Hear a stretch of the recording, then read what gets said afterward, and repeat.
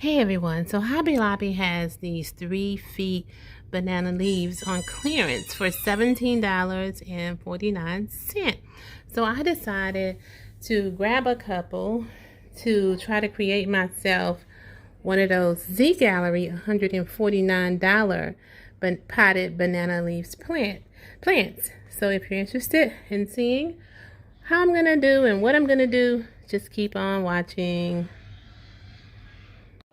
Okay, love, so basically all I'm going to do is apply 1 coat of spray paint to the leaves and 1 coat of spray paint to the pot itself. Once I'm done with that, then I'll take it inside and see how it looks styled. Actually, I think it's going to come out really, really cute.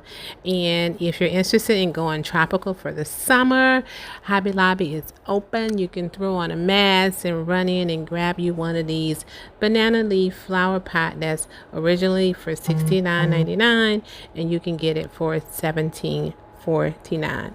So I'll see you guys in my next video. Bye.